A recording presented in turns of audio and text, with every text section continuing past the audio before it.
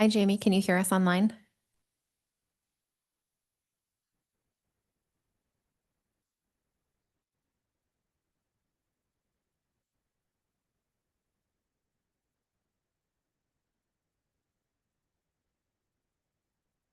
Can you hear us online, Jamie?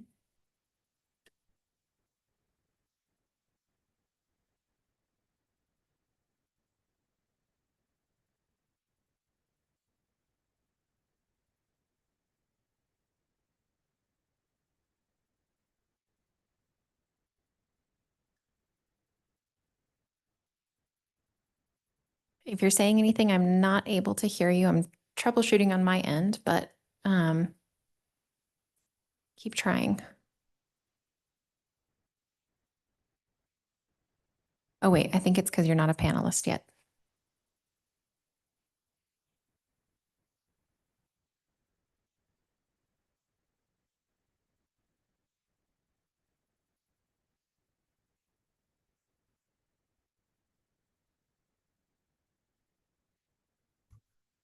Hello.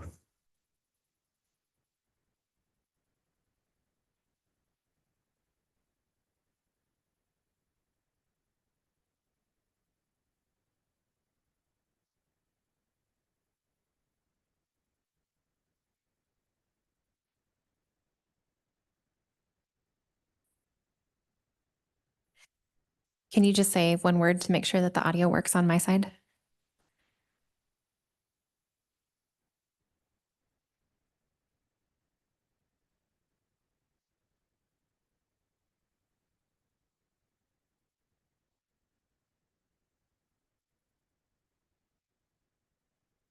Well,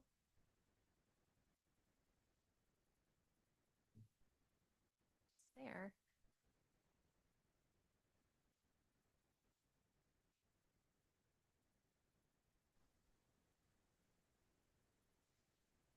I tried to just unmute you on my end. Can you just? Oh, there you hello. go.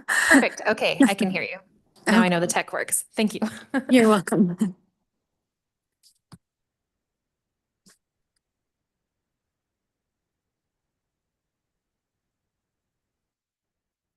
Okay.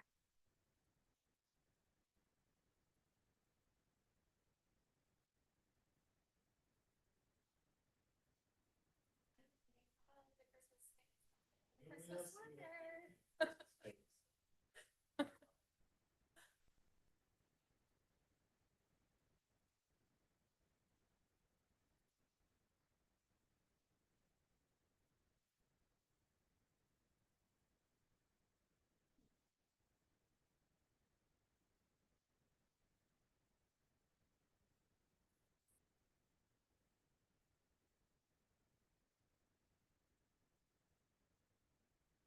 I know, they're all running late or cutting it to the very last second.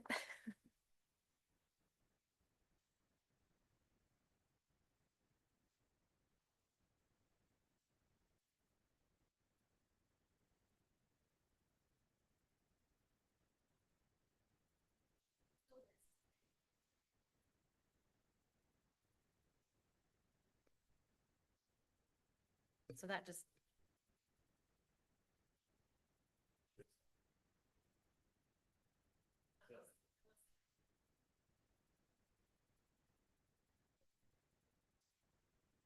always changing something on me in the tech.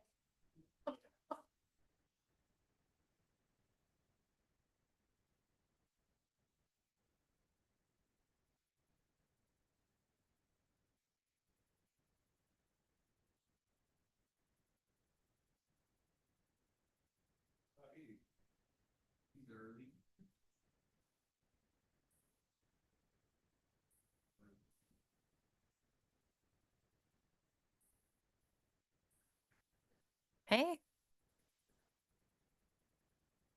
Yeah.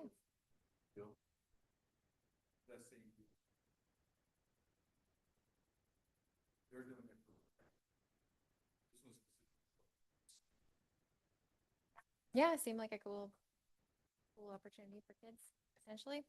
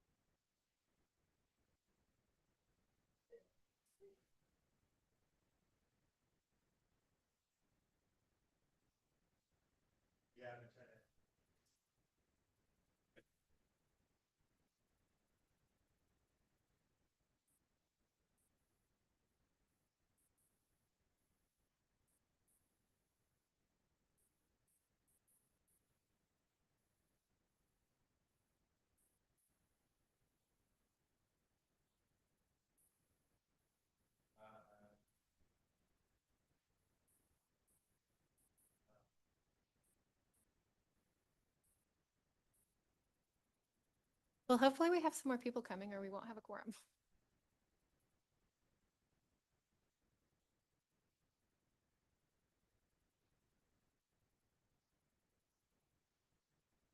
Okay. Huh.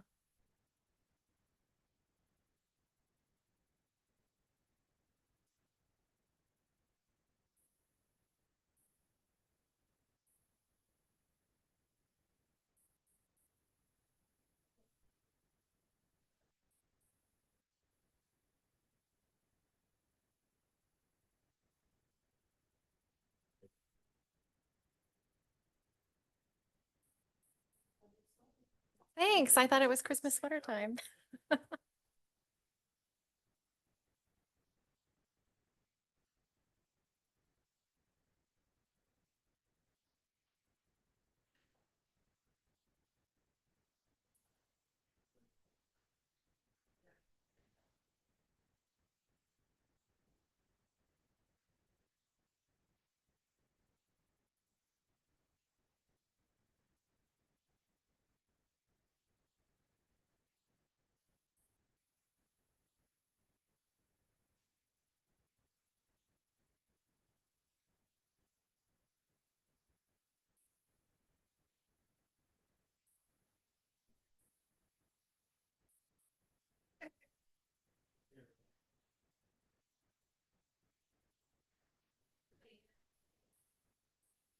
Oh yeah, steering the ship.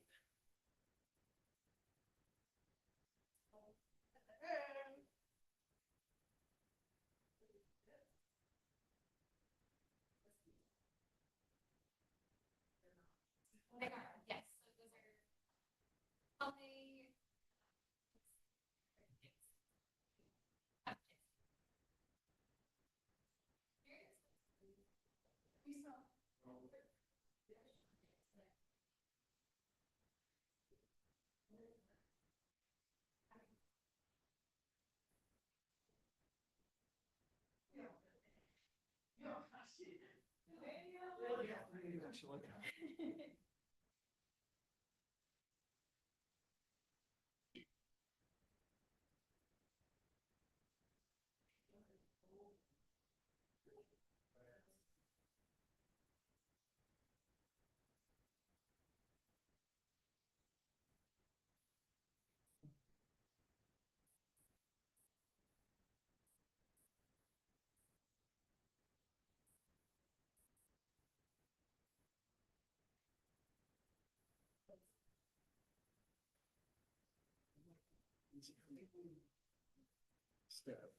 Okay.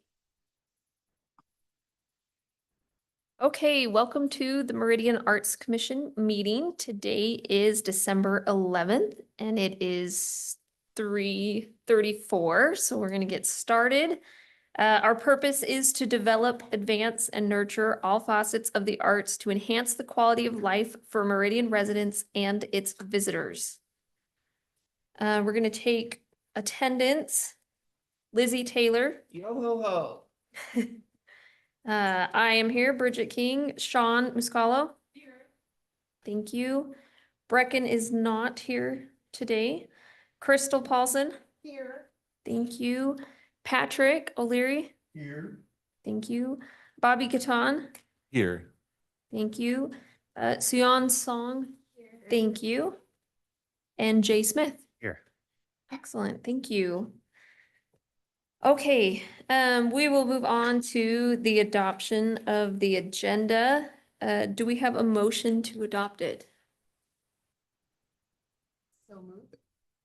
Thank you, Sean, adopt or moves. Do I have anyone to second that? I'll second. Thank you, Patrick. Just all in favor? Aye. Aye. Thank you. Any opposed? Motion passes. Okay. We have the approval of minutes from the November 13th, 2025 Meridian's Art Commission meeting. And the MAC meeting minutes. Listed there, sorry. Do we have a motion to adopt those? I move that we adopt those. Thank you. Crystal moves to adopt. Do we have anyone to second that? I second. Thank you, Suan. seconds. All in favor? Aye. Thank you. Any opposed? Motion passes. Okay, moving on to old business listed. We have a recap of the 2025 ornament drop, and we have a guest with us today. We have Jamie, and she is here to tell us more information on how that event went.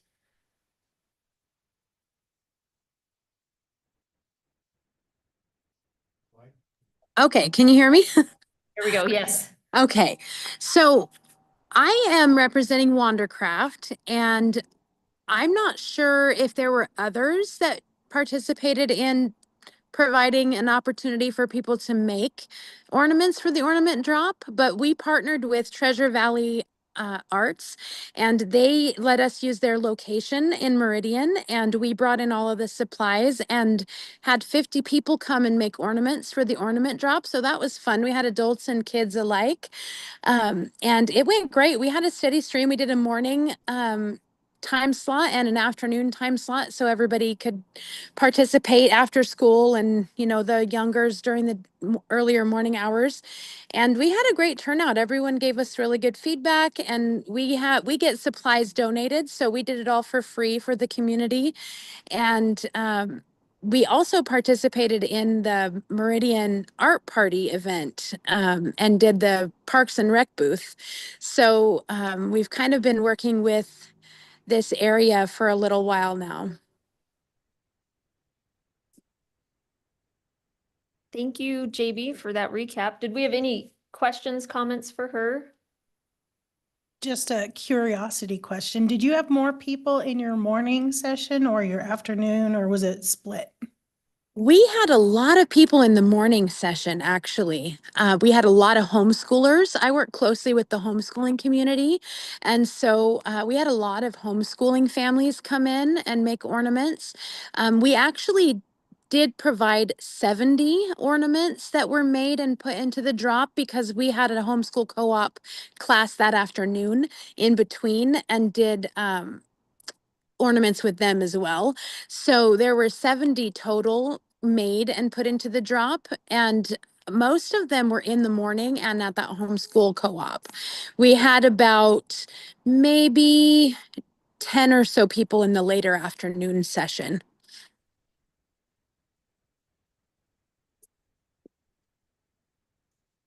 Oh, Excellent. did I? Anyone else? Oh, I thought I lost you. Can you still hear me? Yes. Yep. We Okay. can. So we had a really good turnout in the earlier part of the day. We did have a steady stream in the afternoon, but it was fewer people.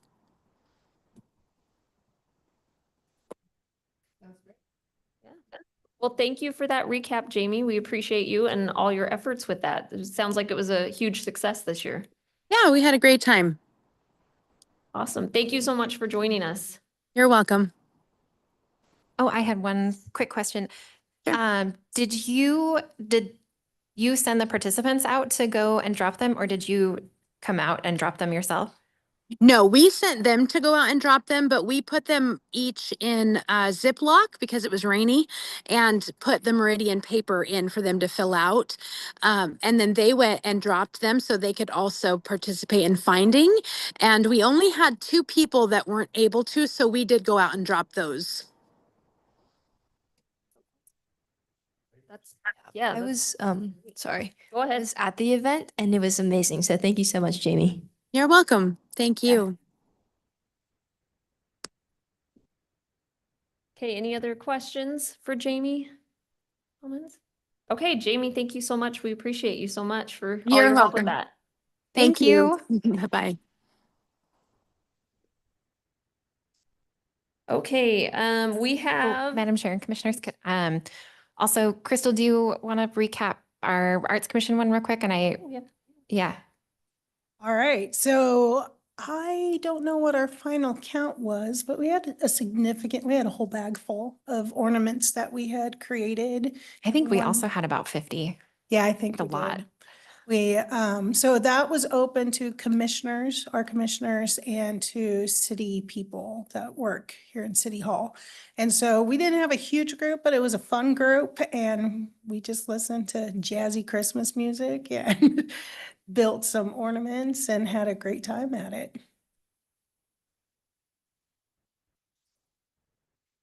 I also noticed, I saw more ornaments this year than I've ever seen in past years. I think we had more participation this year than we've ever had before.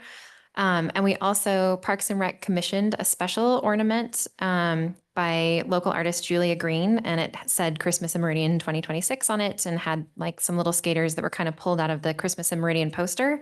So that was a fun addition too. There were 50 or 60 of those that also went out on the day of the parade for people. And I made a special, not our regular ornament drop form, but one that gave a little bit of information about Julia Green and the fabricator, which was, I can't remember, Little Studio something. So we were really appreciative to them. So that was another addition to the ornament drop. So it was really, this was the best year so far. Mhm. And who put out those ornaments from the city? I did, and Renee and Jenna. Yeah. Okay, awesome. Awesome. Well, I'm glad we had such a good turnout for that. Can I ask a quick Yeah. question? So since it was so successful, do you feel like you did anything different this year than like different advertising, or do you feel like it's just grown in popularity? I don't feel like I did anything different or special other than Jamie hosting that was obviously really successful. But there just seemed like there were a lot out there that were the community participated more. So maybe it's just ongoing and more people knew about it. I don't know. What'd you say? Snowballing. Gaining traction. That's great. That's good. Okay, looks like we're ready to move on to some new business. Cassandra wanted to talk about refocusing our concert series initiatives in 2026. She had some interesting ideas for this that she wanted to present.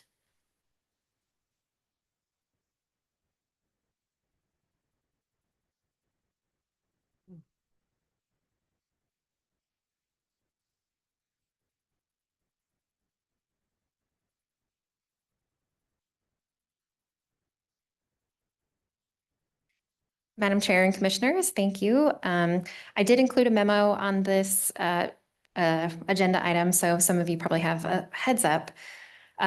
So Concerts on Broadway has been going on for many years. It was started by a commissioner who's no longer on the commission, obviously. And it was at a time when the city didn't have any other concert series happening. Over the years, it's had steady attendance. They've been pretty good. Though Kleiner Park Live has now been going, it's in its third year. And in some ways, that event is getting like 800 to 1,200 people, which is huge. It's really a pretty similar event in a lot of ways. That one's at Kleiner Park in the band shell on Fridays. I think every other Friday during the summer for a series of like 6 of them. So they've been doing really well and growing. And this year, we even booked the same band accidentally within a week of each other. So that was, I guess what I'm saying is, I think we are sort of competing against ourselves in a lot of ways with the concert series. So I've been thinking, what is the main purpose of these concerts? What do we want to be doing? Like who's the target audience? Who are we reaching? So I kind of have a little bit of a re-envisioning of what these could look like. So with that, I'm kind of proposing moving from the concerts on Broadway to a series of music in Generations Plaza, more of a midweek. Some of you might be familiar with like Live After 5 in Boise, sort of an after work program. It would be, instead of a huge production, like a smaller scale, also focused on more original music, smaller bands, singer-songwriter, jazz, instead of like bigger covered tribute bands. So instead of like a bigger production, kind of a smaller, more frequent series, like 5:30 to 7. So I think we actually have the potential to reach more people than we do with the concerts on Broadway, just being where it is. And I think we would also be supporting the downtown a little bit more. City Hall is downtown, but in a lot of ways, until it develops a little bit more, it's in some ways feels like it's just a little bit too far to be downtown. And some of the businesses have complained like they don't see any of that foot traffic. They're not feeling like the concerts on Broadway, any of those people are coming to them. So I also think this might be more aligned with some of Mac's interests. And hopefully, I haven't seen a lot of commissioner attendance at the concerts on Broadway, so I'm trying to figure out what's something that we could do that maybe commissioners themselves would be more involved in, that would be more supportive of like smaller local musician, more original pieces, and reach the same number of people, potentially be a little bit more cost effective. And so that's what I'm proposing. I've talked to the Chamber of Commerce, who is very excited about the proposal, and I've talked to the administrator for the Meridian Development Corporation. The Meridian Development Corporation is the biggest funder of these. They basically support the concerts. They've been giving us $10,000 a year. The district, MDC is not going away, but the district that includes City Hall Plaza is going away. So they're not able to fund these after this next year. So this is also a little bit more cost effective for that way. We can still continue to get sponsors. I do still need to, their administrator is also, when I said I was rethinking concerts on Broadway, the response was, it's about time. So I still need to present the idea to their board and ask for continued funding for this year, but after this year, we may or may not be able to get continued funding for these concerts. And as the city grows and changes and develops, at some point, there's talk about like a festival street, and when the thing across from City Hall develops, there might be other music spaces. So, it could continue to shift, but those things are 5 to 10 years out, So that's what I'm proposing. I'd really love your feedback and support on this. So I think with that, I'll stand for questions. And I just brought up, I'm not usually a spreadsheet kind of gal, but I did do a spreadsheet with some comparisons there. Yes, please. And your mic's not.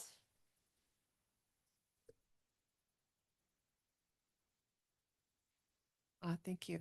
Yeah, the question I had was, so why is this more cost effective? How did you do that? 8 events. Go ahead. More cost effective. So for concerts on Broadway, we are hiring larger bands with like 8+ people. So the bands are quite a bit more. And also we have a production, like a sound production guy that comes out. There's more marketing, more things. It's definitely a higher, bigger sort of production. The ones in Generations Plaza, I'm envisioning smaller bands with a few maybe solo acts up to 4 people. So they would be a lot less to hire. I have a question. What would be the, going down, obviously from a smaller venue or a bigger venue to a smaller venue, what would the roles that us commissioners could play? Yeah, I think mainly it would be showing up to the event and just kind of hanging out and being a liaison for the commission and maybe saying hello to people. Maybe a tiny bit of like help with setup. And the concerts on Broadway here, there is actually quite a bit of setup and cleanup, but I don't envision as much cleanup and setup in Generations Plaza.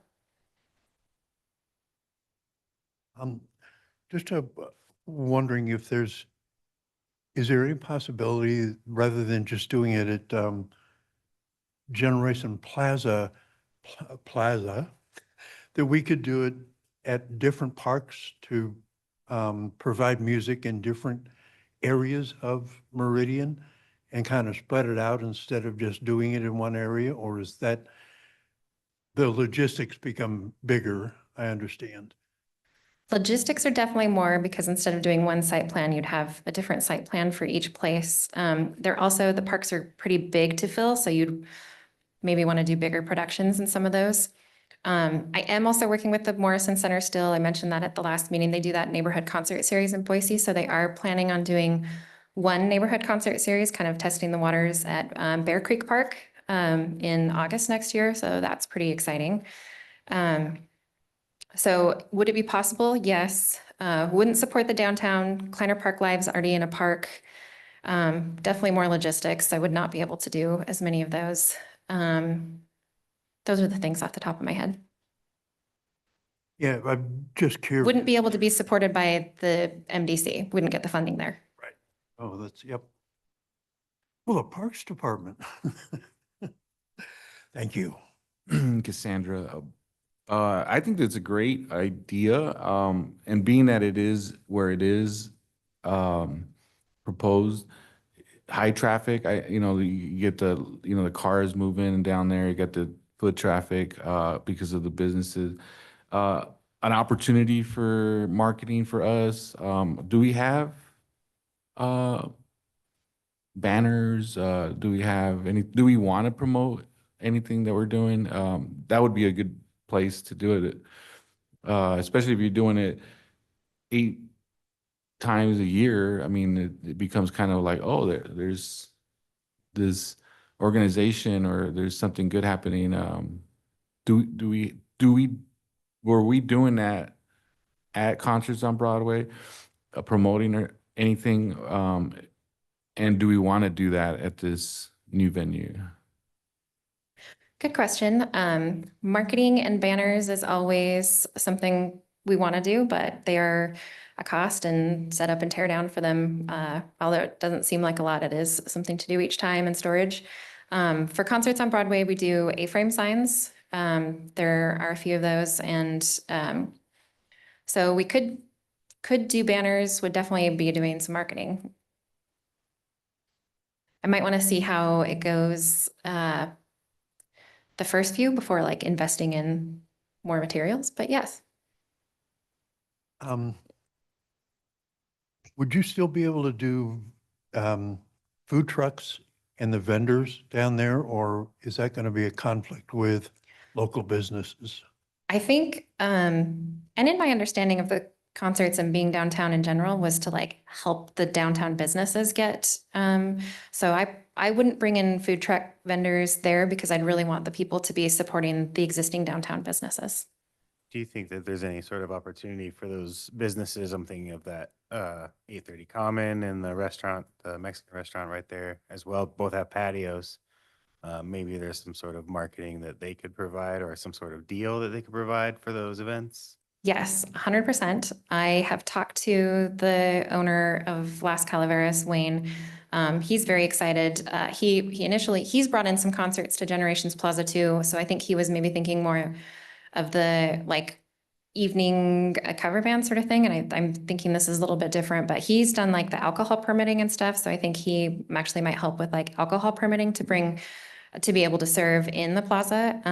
And he's definitely on board to help with marketing. And I haven't talked to 830 Commons yet. But those two businesses would definitely need to be on board because if they're not supportive of it, but I can't imagine why they wouldn't be able to help them, especially on a weeknight where they don't have as many people normally. And also, what is like the proposed pay for an artist for an event? I ask them what their rates are, but I always try to make sure that each musician is paid $200 per gig. Cassandra, I was wondering, currently, what's like the main audience that comes to the concerts on Broadway? And are we thinking of like keeping that audience or maybe expanding that? Expanding. Concerts on Broadway, it's been a long-standing series, and I think they used to bus people out from the senior center. So the audience for concerts on Broadway has generally been a lot of the over 60 crowd. So I think we'd love to have them continue to come and support but definitely looking at expanding. Okay. So Cassandra, those of us who are over 60, Not that there's anything wrong with that. where do we sit if this thing is at Generations Plaza? Bring your own chairs. And that's what most people at concerts on Broadway do too. But there's all this sort of terraced seating here. You're going to have an awful lot of really, yeah, but I mean, yeah, okay, but you're going to have a lot of aggravated people, I think. And how, like, come to my house, but bring your own food. you know, I just, I'll support it, but I kind of don't like the idea of you have to bring your own. Is there any sort of stadium seating that the city has that we could put in that, in the street? I remember I was taking art to Idaho Art Gallery on the night of that Oktoberfest thing, and it was crawling with people, and they shut it off. Is there any sort of seating available? We don't have any stadium seating and that, yeah, no, it would have to be a bring your own chairs or bring your own blanket to sit on the grass. And where's all this grass in Generations Plaza? That's not an awful lot of grass. It's definitely not as big as, Yeah. here, but there is, I mean, I'm not, there's probably seating area for like 60. I'm not trying to be argumentative. I'm just trying to be my usual what if. Yeah. All right, thank you. Yeah, you mentioned Alive After 5, but in a smaller, I mean, there's no seating there. I think people are just hanging out, walking. If these businesses do have access to drinks, they're gonna want to just hang out and catch the music. So that's kind of what I'm envisioning. There is all the patio seating at both 830 Commons and Las Calaveras too. Lots of patio, that's right. Well, and that's kind of the hope too, is that they disperse. People, one of the complaints that they had about the concerts here is, oh, is that the only choice for food? You know, so even with that, and I'd be like, oh, you can go downtown, just a block. Oh, that's too far. But they did end up going there, but I feel like I am very hopeful for it because it's like something, it's not new, but the day is excellent because Tuesdays are notoriously difficult for businesses.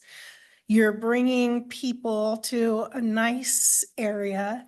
You not only have those two restaurants, but you have Truffles, you have, is it Saloon 127? You have quite a few places. If you're not into alcohol, there's coffee shop just down the block. So the hope is that you're bringing these people, they're interacting, and maybe they go somewhere that they have never tried before, and they don't just stay on the grass, but they're also dispersing amongst the area, and they're building, hey, this is a cool place to be. This is downtown. That's awesome. I just drive through here. But instead staying and maybe even walking down and checking out some of the gallery. And I think it's a great opportunity. I think it's a great rethink because the people that come to the concert here, I feel like most of them are the same people and a lot of them just follow the band. So that's going to be kind of a switch and a change where, okay, these people that are smaller names might have less of a following, and it's a good thing for the artists as well to kind of build and grow.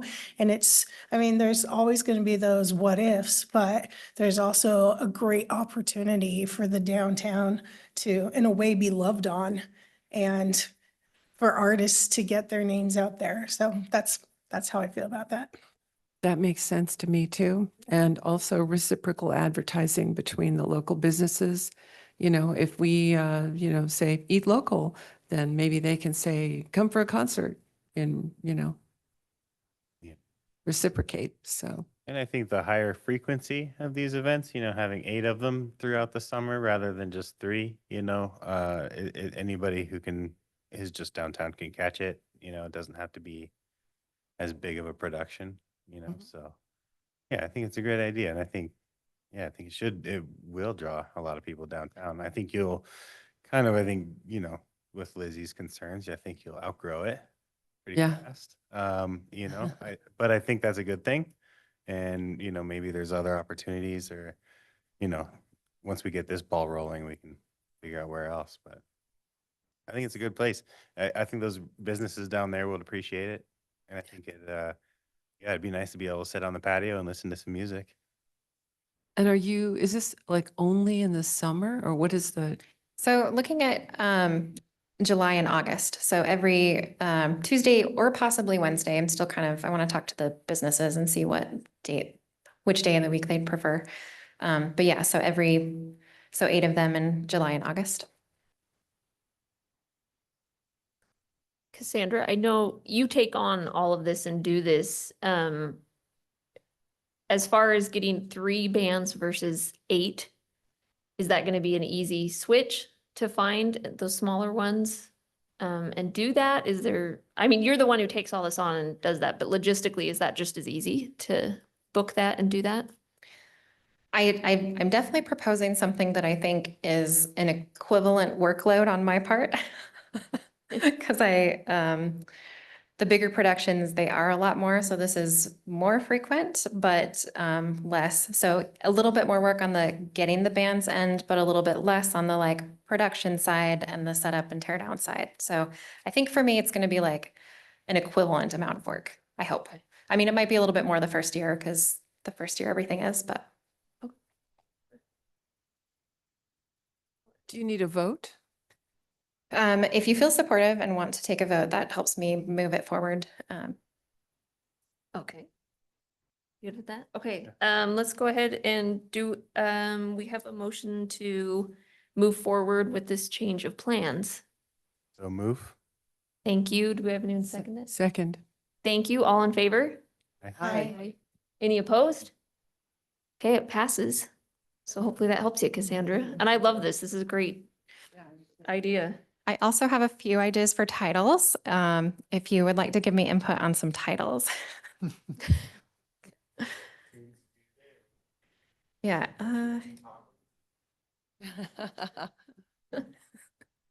Here were my top options: Generations Plaza Grooves or Generations Grooves, Old Town Tunes or Old Town Grooves, Meridian Music Hour, Old Town Wind Down, or Meridian's Main Street Mix. I might send a survey of these out, but your initial feedback would be great. I I think, actually like Meridian's Main Street mix. mhm, yeah.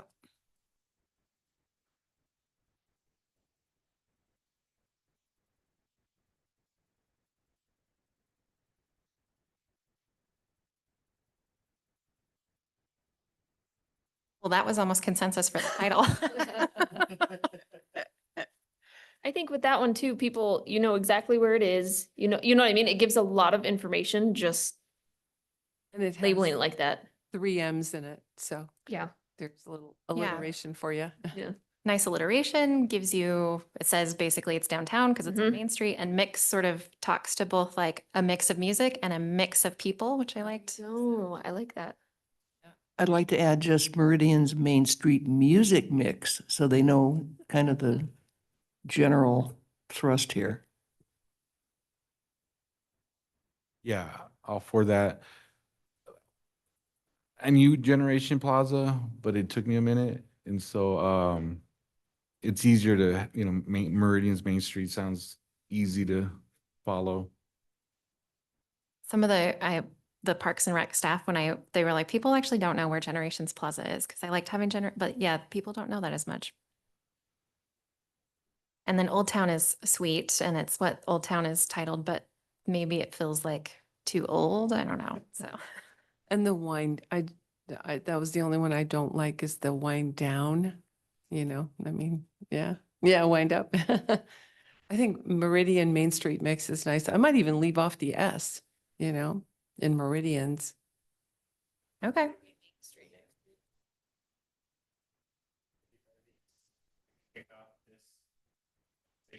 Yes, I'm hoping to kick these off this year. Right.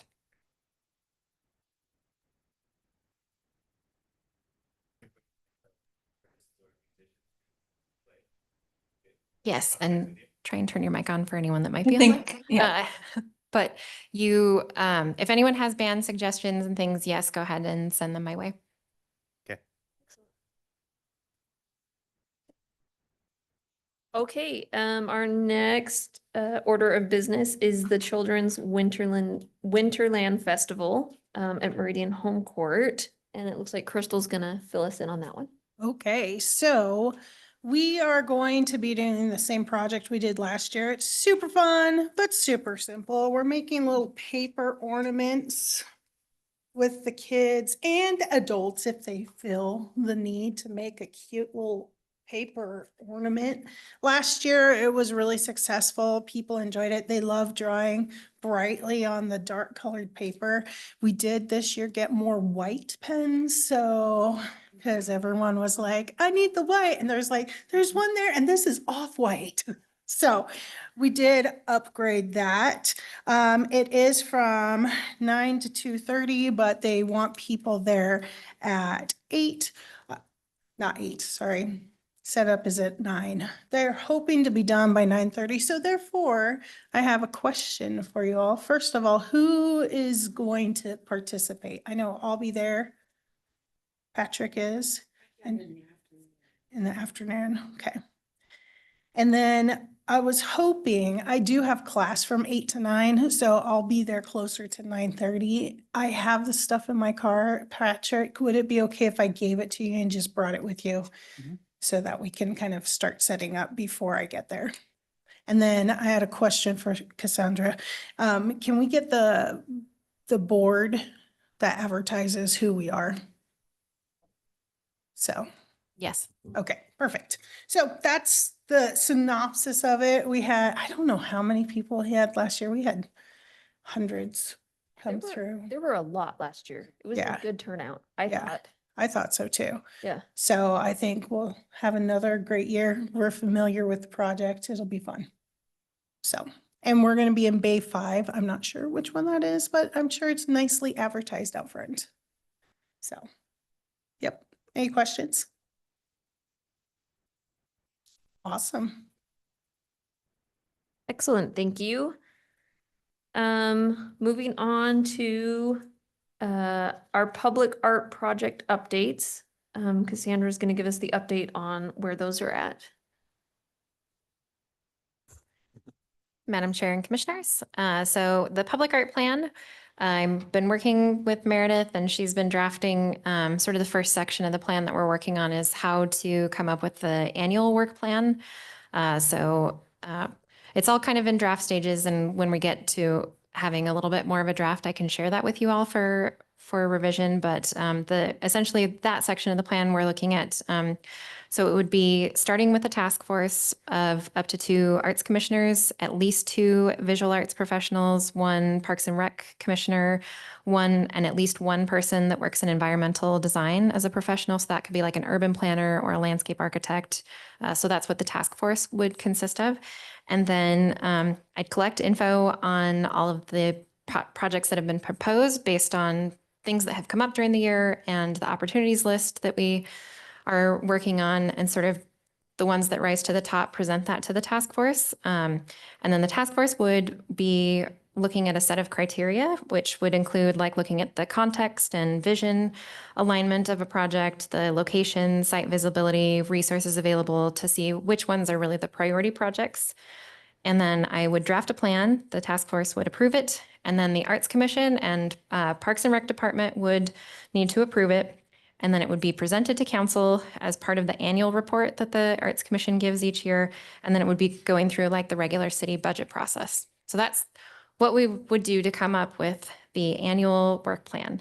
We're also working on project plans, like what each project should have its own plan, which I've been doing, that should include XYZ. So we're just writing that information as part of it. And she also has been working on recommendations for updating some things in the Unified Development Code, including public art planning and like sub-area plans and parks master plans and things like that. So it's a lot of wordsmithing and drafting at this point and planning. So that's any questions on the public art plan? I imagine we're just going to be working section by section over the next couple of months before you all see anything. But I'll kind of keep giving you updates on which section we're working on.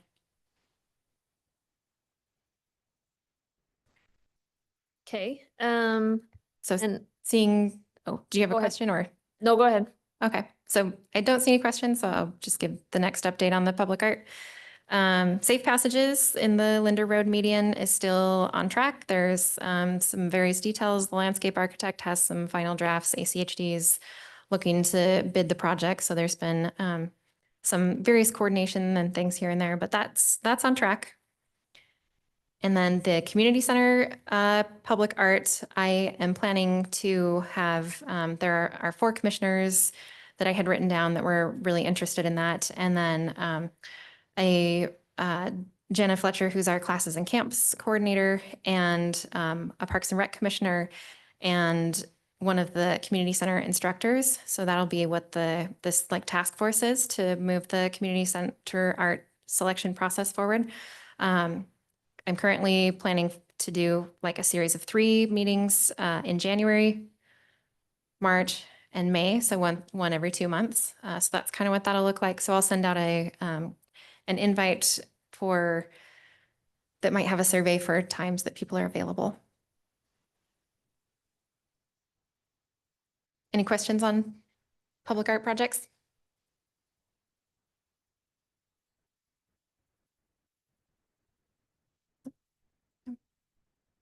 Okay. Then we will move on to our initial point gallery report from Lizzie Taylor. Good afternoon, everybody. The current exhibit at Initial Point Gallery is called Purple Plus from the Treasure Valley Artists Alliance. And I have been involved with Treasure Valley Artists Alliance and Initial Point Gallery for about 1,000 years. And it seems that the quality of the art that is coming out of Treasure Valley Artists Alliance is increasing geometrically year by year. There are some pieces that are a little bit not, I mean, but we're very inclusive, but there are some outstandingly beautiful pieces up there. So if you haven't seen it, please go and see it. Okay, I hosted the opening reception. And yes, Sean, I did take the tablecloth home and it is already back in the credenza. We had, I think, 52 people, and no, I didn't cheat too much. I might have clicked an extra 1 or 2, but it was a good turnout. But something that I'd like us to think about, because Initial Point Gallery is the primary focus of emphasis for the Meridian Arts Commission. Not that we don't do many other wonderful things, but Meridian Arts Commission is it's our banner. It's what we do. It's kind of how we are represented in the community. So think among yourselves, it doesn't have to be a discussion, but how you could promote people coming to Initial Point Gallery. I talked to an artist and who had not exhibited there before and who had been at Initial Point only one time. And I suggested that maybe if she was involved with a women's group that might want to have lunch someplace in downtown Meridian and have an afternoon at a lovely gallery. She said, that's a really good idea. So if you have groups maybe in your place of worship or where you go bowling or whatever it is that you do, where people might like to make a social event out of coming to Initial Point Gallery, please do that. And 9 times out of 10, I would be available to host any such thing like I did with Boise Camera Club last year, and Cassandra was kind enough to attend that also. As a result of which, Boise Camera Club is going to be an exhibitor at Initial Point Gallery this coming year. So do your part. Okay, the upcoming exhibit is Storied Connections. Sean is going to host the opening reception on Tuesday, February 3rd, I think it says. Okay. And Leslie J. Bosch is going to be one of the artists in the upcoming exhibit. If you don't know Leslie J., you should. She is a real force of nature in the artistic community in Treasure Valley. She is an artist herself. She has been involved in Treasure Valley Artists Alliance, and she is, I mean, truly, agree with me, Sandra, a force of nature. I mean, she's dedicated, she's organized, she's wonderful. And she's had some stuff in her life that has made it very, very difficult, but she perseveres and she's a wonderful person. So if you ever have a chance to introduce yourself, please do so. So that's kind of it from Initial Point Gallery, 3rd floor, Meridian City Hall. Any questions? Yes. Yeah. Can you talk about the panel discussion? Oh, yeah. Oh, I'm sorry. I just completely skipped over that. There's going to be a panel discussion on this coming Tuesday from 5:30 to 7. Cassandra, I had suggested Craig Collette from Roots Family History to be on the panel, but he, in writing, very nicely declined because he was busy. Who did we get to be representing archival?